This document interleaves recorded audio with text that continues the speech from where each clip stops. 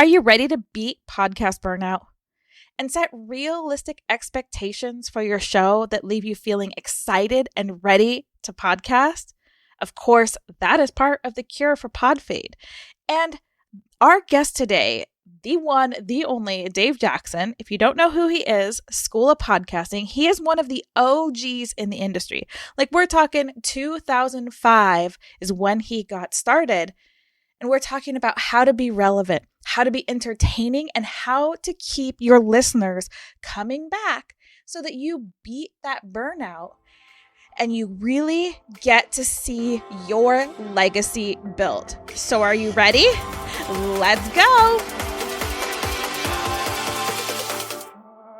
Welcome to the podcast about podcasting, where you guessed it, we're talking all things podcasting, but not just in the sense of strategy of how to launch, grow, and monetize your show. Of course, you're going to get that, but we're going deep into how podcasting can actually help you build your community, build your confidence, and if you're willing to lean deep into this platform, it can be the ticket to the life of your dreams, because it'll inspire you to go deeper, to get to know yourself. And as we know, success starts from within. If you are ready to stop being a ripple in this world and bust out your tsunami of change you know you were made for, it's podcasting for your soul. I'm your host, Jen Dragonette, so let's dig in. It is my honor to welcome the Dave Jackson. And if you don't know who he is, I don't know what rock you've been under if you are a podcaster, and I don't have the singing girls to welcome you, but welcome to the show. Thank you so much for having. I thought somewhere on a button on this Roadcaster, I have the lovely singing ladies, but I should just have them on my phone and just hold them up, played at the grocery store. Don't you know who I am? The School of Pod. Yeah, that'd be great. Dave Jackson. I have had people come up at conferences and sing my jingle, and I'm like, okay, that's not something that happens on a regular basis. It's very humbling because it's weird. You talk into this thing, you tap on, you're like, is this on? Is anybody listening? And then somebody comes up and goes, I love your show. And you're like, oh, somebody is listening. That's kind of fun. You've truly guided me without knowing in my podcast journey. And the rest is history now. I want to talk to you a little bit about, what do you think one of the common factors is that people give up so early? Because we see this, we see the numbers. What do you think? Because you've been in the game since 2005? Yeah. It's unrealistic expectations. And in some cases, now not you, because you have like this thing called integrity and stuff, but there are people that will sell you hope, like buckets of hope for 3 easy payments of blah, blah, blah. And I always love when, it's just like, so they buy the hope and they're like, great, I'm going to be on Jimmy Fallon by Christmas. And then by Thanksgiving, they're like, I'm still getting 22 downloads an episode. How is this going to work? And so that's, I think, part of it. The other one is, I just watched a video of the singer Pink. She was on this show called Graham Norton over in the UK, and she's doing her new single called Trust Fall. And she has one of her dancers with her. And the guy takes a dive, and you're like, oh, he's going to crack his head open on the stage. Well, there's a trampoline built into the stage. So all of a sudden he pops back up. So he keeps falling down and she keeps almost grabbing him. It's this weird thing where they're almost touching, but not. And at one point he bounces up on a staircase and I'm like, okay, number one, there's no like guardrails or anything like that, but it just looks so easy. And so when you see a podcaster and they're just riffing and things are coming off the top of their head or whatever it is, it looks so easy. And then you go to do it yourself. And you go, so I think that's the other one. I think people think it's going to be easy. Oh, I just talk into a microphone. So my 15-minute podcast is going to take 15 minutes. And I go, on my best day, my absolute best day, my 15-minute podcast takes me an hour. And they go, how is that? And I'm like, because I had to figure out what I'm going to talk about. Then I talk about it. Then I have to fix all the things where okay, got to fix that. And then I got to type up a couple paragraphs so Google can find it. Next thing you know, hey, congratulations, that 15-minute podcast took you an hour. And so when they go, oh, I'm just going to do it Rogan style, which is a phrase that makes me throw up in my mouth just a little bit, and it's 3 hours. Well, now multiply that by 4. That's 12 hours to have your non-edited version of a podcast. Like, ugh. So I think that's it. Just a little, sometimes unrealistic expectations. not really digging into it.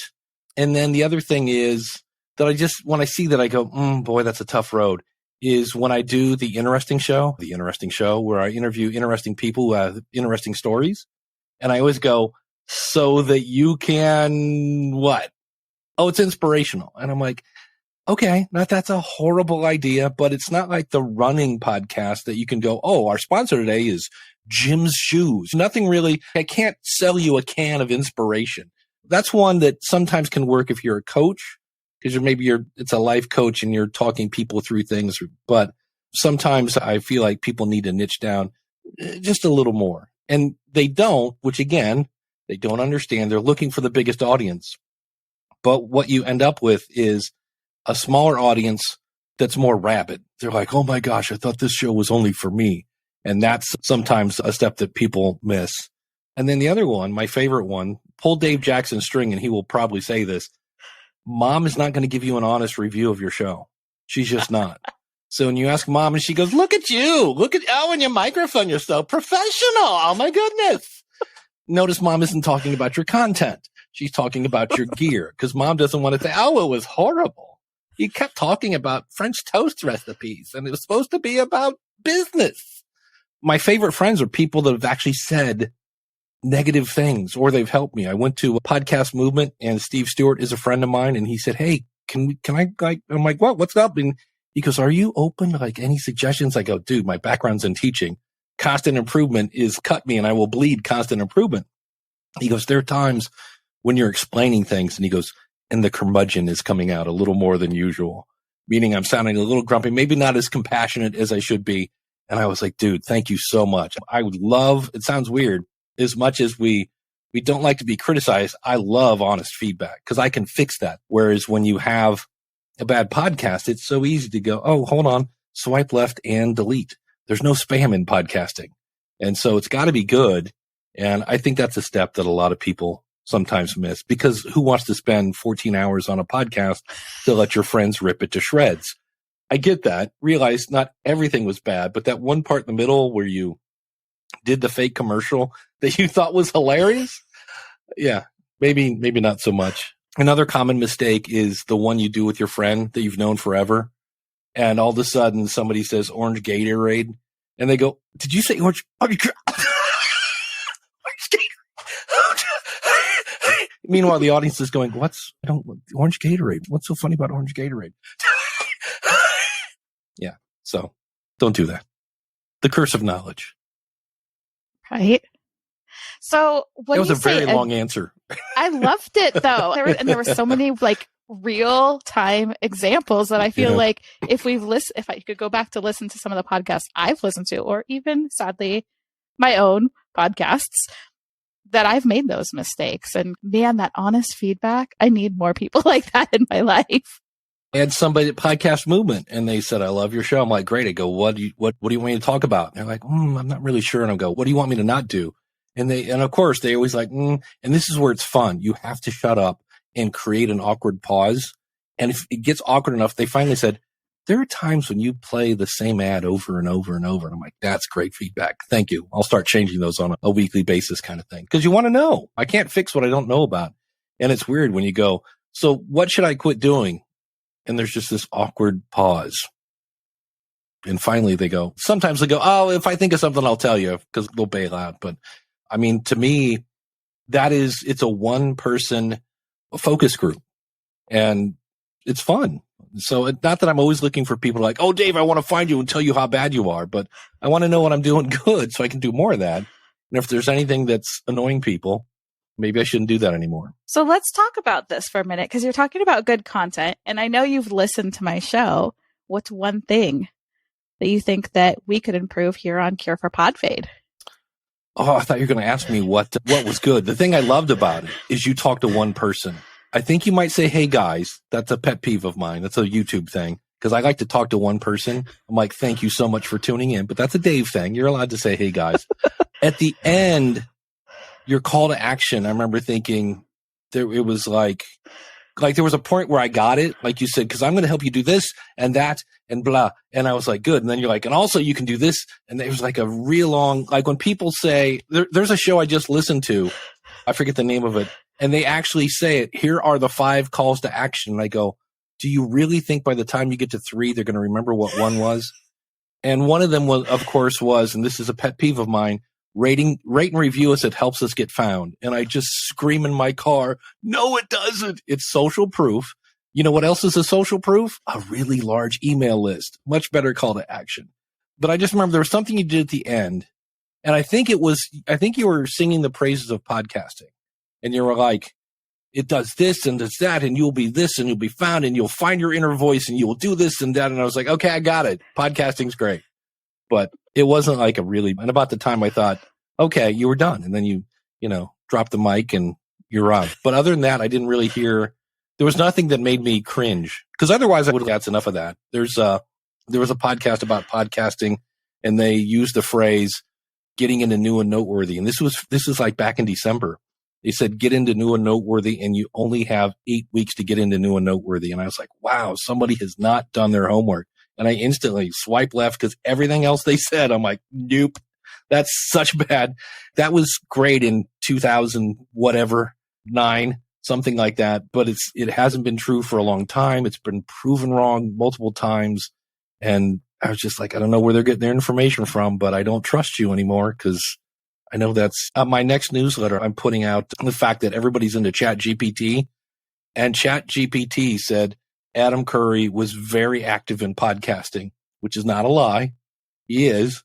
He also happens to be the guy that invented podcasting, one of them.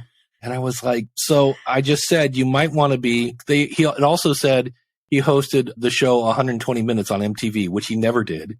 And I was like, all it takes is, hey, this Chat GPT thing is awesome, and copy paste. And all of a sudden it's like asking your audience, I want to massage your grandmother. I'm like, wait, I didn't say that. No, don't put that in there. You might want to read that, do a little fact checking, that whole 9 yards. But again, for 3 easy payments, I will show you how Chat GPT can make you $2,000 a minute. Just sign up here and, et cetera, et cetera. Because there's your bucket of hope. Chat GPT is now the new bucket of hope.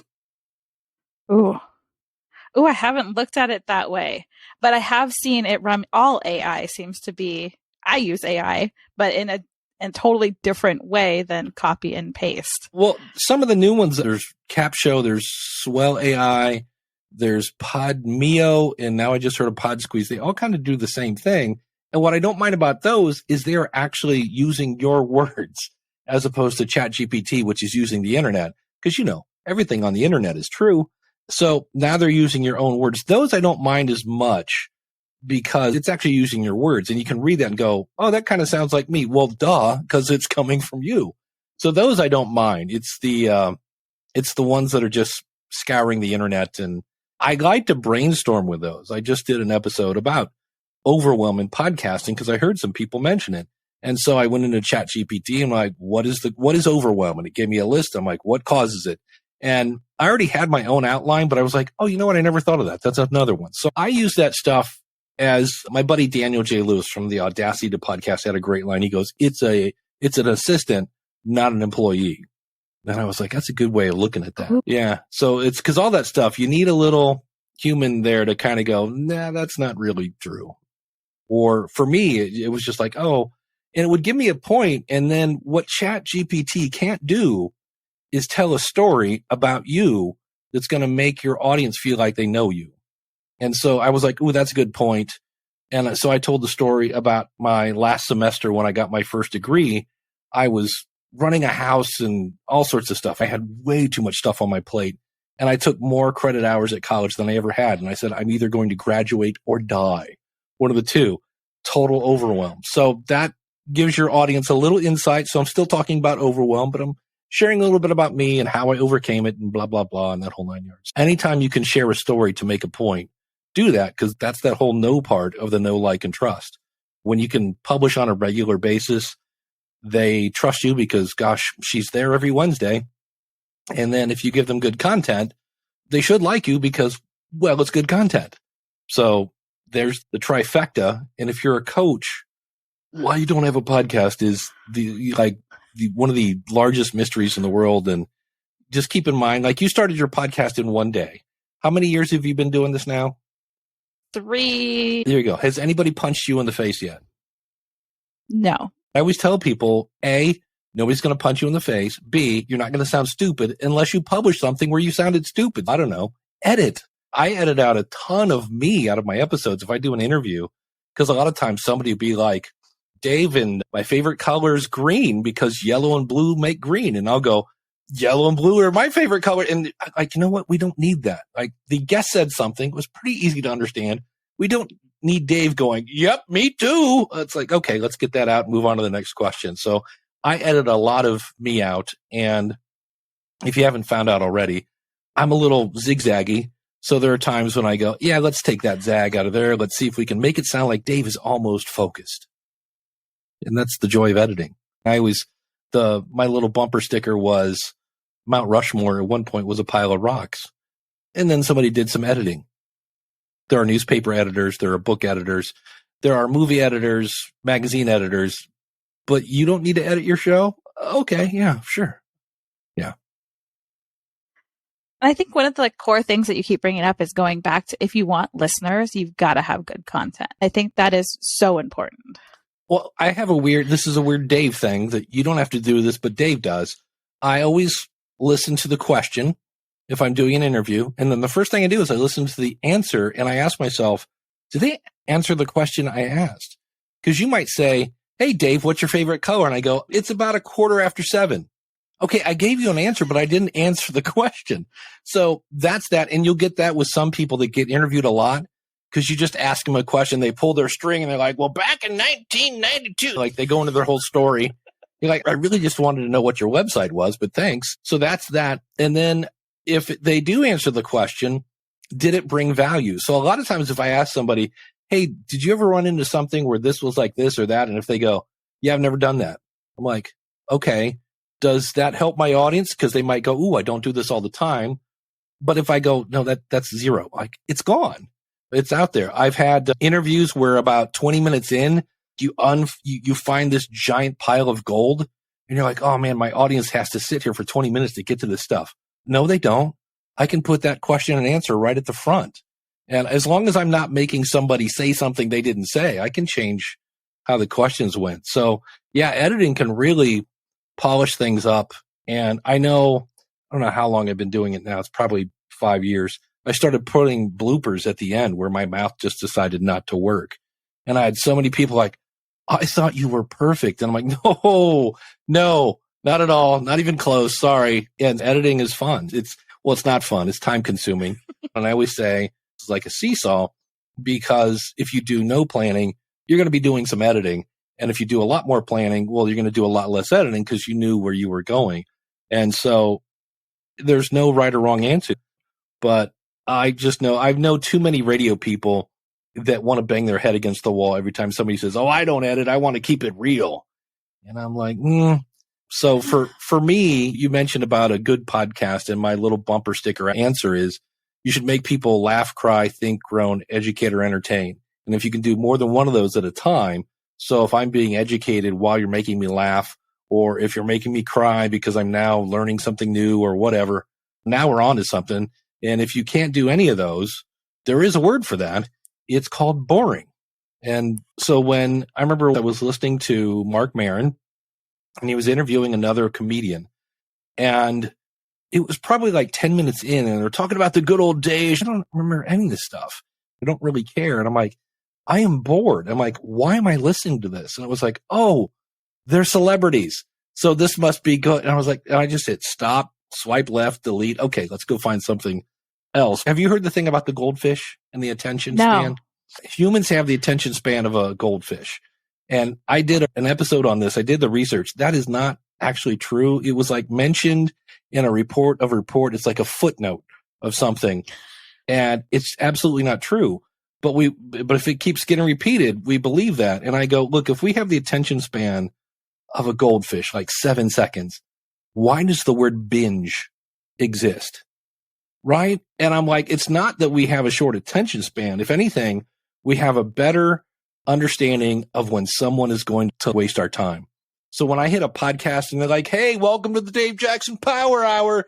I don't know what I'm going to talk about, but I promised you an episode every Thursday. I'm going to hit stop right there, because that guy's going to waste 20 minutes of your time. I think it really does come down to A, who is my audience? B, what am I trying to do? How am I going to measure my success? And then just giving them what they want. So sometimes people think to make a really, really great show, you have to like write your name in the sky and all spend millions of dollars on equipment. It's like, no, you just have to kind of do the little things that nobody else does to stand out. And in your field with the School of Podcasting and teaching podcasters to podcast, what is your thing that makes you stand out? I tried to do edutainment when my great niece was 3. I just started podcasting, so this is 2005, and I come upstairs and I hear the most awesome sound ever, and that is a 3-year-old absolutely losing her mind laughing. Just a beautiful sound. So I walk by and I go, Emily, what are you doing? She goes, Roger Rabbit is teaching me how to read, and just started cackling again. And I was like, note to self, if you can make education fun, it doesn't seem so much like school. And so along the way, I've always tried to make things entertaining. When I used to teach Microsoft Excel, I would say, okay, let's make a spreadsheet. Our first salesman is Larry. Here's January, February, March. All right, now let's do our second salesperson. It's Curly. And the minute I said that, at the time, people were like, oh, that's the Three Stooges. I'm like, yep. It's just anything to make it somewhat entertaining, to hold your attention, that whole 9 yards. So I try to do that. And then the thing I started last year is I really love working with people. And so I would go out and knock on doors. I'm trying to sell one-on-one consulting because that's the big ticket item. Like that was like cha-ching when somebody ordered, but I had to knock on a lot of doors and answer a lot of questions for free to get somebody to sign up and do that. And I was like, okay, I like doing this. Meanwhile, I've got people signed up at the School of Podcasting, and there are all sorts of ways to contact me. But I went, you know what? I'm going to do something that doesn't scale. I want to do it. And when it becomes a problem, we'll jump off that bridge when we get to it. And I said, all right, unlimited consulting. Here you go. You want a Zoom meeting with Dave? Here it is. Here's the link. And it's interesting because first, nobody did it because they didn't believe it. That's one of those things where when I first launched the School of Podcasting, it was priced so low because I thought, well, if I could get 50% of my audience to sign up, no, that's not happening. Or 25 or 10 or 5. You're lucky if you get 3. But I had a friend of mine, I think it was $5 when I very first opened up. And he said, Dave, can you name anything else on the internet for $5? And I was like, and he goes, and also anything good. So I had a total perception problem that people were like, well, this can't be any good. It's only $5. And so I ran into this thing like, wait, what's the catch with the consulting? And I'm like, Dave likes to do it. It's actually kind of selfish. And the other thing is that then people stick around longer. Not that they were leaving in droves, but so I just thought about it. I'm like, well, wait, what do I like to do? Well, I like to help people. I like to help coach people. It's helping me make a relationship more with people when they walk in, which is actually kind of cool. We all have different workflows. So that's something that I was like, okay, there's podcast consultant A, B, and C, and D, and K. I'm like, what is something that I could offer that they're not? And I went, Dave has no wife and no kids and lots of time during the evenings. Let's see if this sticks. And so, yeah, I started doing that. I've got a special app that I use that I have people in Australia and Egypt that they can't, it's 4 a.m. for them to contact with me. So we just do things over this app where they can send me a text message or video or an audio and things like that. So that's how I'm trying to stand out. It's the good news is I'm having more fun. They're getting better service. So far it's working. There are times when things get close and I'm like, the schedule's filling up because people have figured out that, wait, so I could do something on Monday and Friday? And I'm like, yes, you could. But there comes a point where if you're having good meetings, well, then they're moving forward and they have less questions. It's a fun experiment at this point. So. Ooh, I love that word experiment because I feel like this podcasting journey has just been one big giant experiment. Well, it is. And that's what stops people because they think it has to be perfect. I'm going to craft it. I'm going to mold it. And then I will bring it out to the world and, here is my podcast and it will never change. And I'm like, no, hold on. Because number one, you're going to attract people that you didn't know you were going to attract. So I thought I was going to get a bunch of 30 to 45-year-old male entrepreneurs. I ended up with a bunch of boomers who, nothing wrong with boomers. I'm like, I think 1 year away of being an official boomer. But I got a bunch of boomers who have an empty nest and lots of experience and something to say. Bring it on. Let's make this happen. So you're always going to attract people that you didn't know. And at that point, you either decide, do I need to change my content to attract the people I thought I was going to attract? Or do I just lean into the people who showed up? That's something that always kind of comes in. I remember a friend of mine that turned me on to podcasting. He said, hey, podcasting is going to be the next big thing. And I Googled it and there were 1.5 pages. And I was like, I think I broke the internet. Hold on. How do you spell it? P-O-D? Like 1.5 pages. That was it. And so I started this whole thing, and my show was called the Musician Cyber Cooler.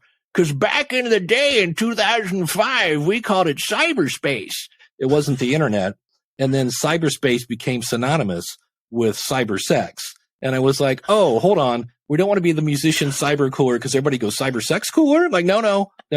So then it became the Musician's Cooler with a giant picture of a water cooler where musicians come to trade advice. And everybody went, so like a wine cooler? And I'm like, geez, you people are driving me nuts. So I rebranded again, called it the Marketing Musician. And everybody went, oh, okay, I get it now. And again, nobody's punched me in the face. One of the things I've recently started doing, because I took a copywriting class, and it dawned on me that the commercials we remember, if we go back, like the last one on the Super Bowl had the guys from Breaking Bad on a Doritos commercial. It was entertaining. It was funny and it educated us, but most of them were funny.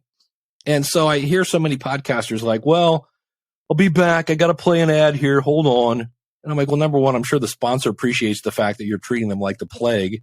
But I was like, maybe if I make my ads a little more entertaining, then people won't fast forward through them. I had a friend of mine that ran sound for a podcast called Pod Save the Queen, I think it was. Yeah. Super popular. They were selling out theaters. They went on tour and there were like 5,000 people in a theater, and you bought a ticket. It was $25 to get in. And the audience was like, come on, do Blue Apron. Come on, stamps.com. And they're like, dudes, we're not doing commercials tonight. And they're like, no, come on, we want to hear Blue Apron. Because they always joked and had fun and made them entertaining. And so finally they're like, fine, Blue Apron. And they started whatever it was. If people are skipping stuff, maybe we need to figure out how to make that a little more entertaining to hold their attention. And I think that you've hit the needle on the head there, is that we need to stop being boring. We need to create great content, and we don't need to give people fluff. Like, ditch the fluff, people. Yeah. My other favorite one that still makes me cringe is, hey, Dave, thanks for coming on the show. Tell us a little bit about yourself.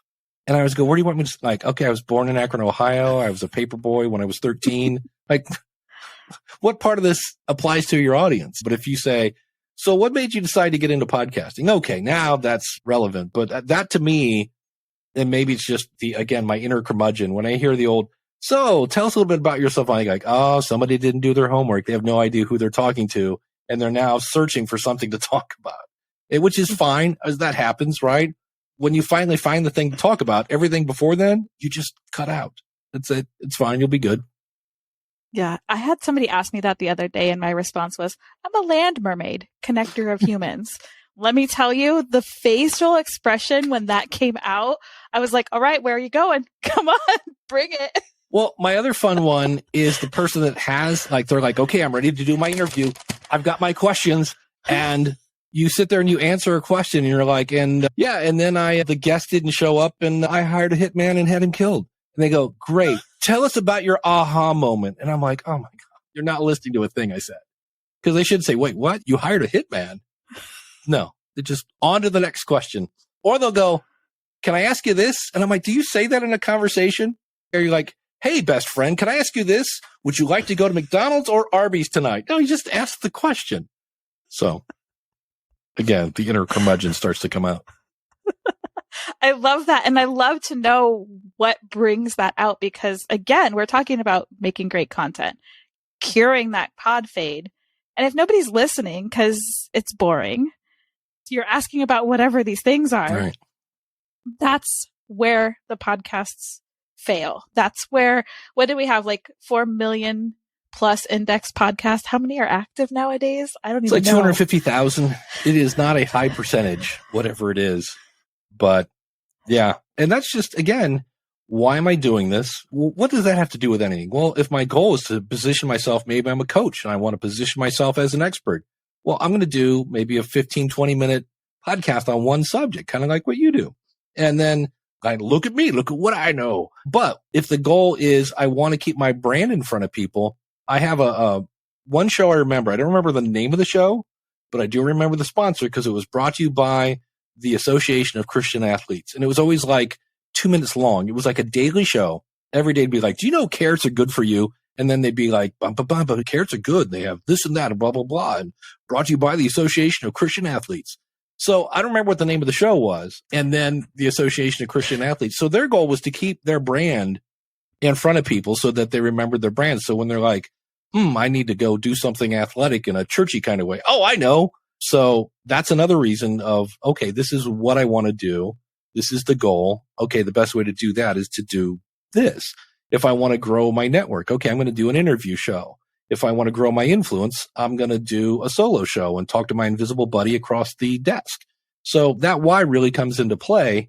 And then the who, if I'm doing a show for super busy CEOs, well, she's probably not going to have enough time to do that, or he. So maybe I do a 5-minute show because they don't have 20 minutes to listen to whatever, unless they're going to throw their earbuds in while they're on the treadmill or something like that. There is so many juicy nuggets you just gave to the podcaster out there that is struggling. This was amazing, right? But this is only us scratching the surface. I got to spend 2 whole hours talking to Dave Jackson about the best of the best podcasting practices, how to avoid pod fade, and how to create that amazing show that attracts so many people and keeps them coming back for more. So don't worry. I have pulled out the best nuggets for you. And over the next 2 or 3 episodes, I will continue to bring you the juice on how to have a podcast stand out so that you can make that big tsunami of change that you desire in the world. The world needs you. You can make the impact. So let's do this. I'll see you on Thursday.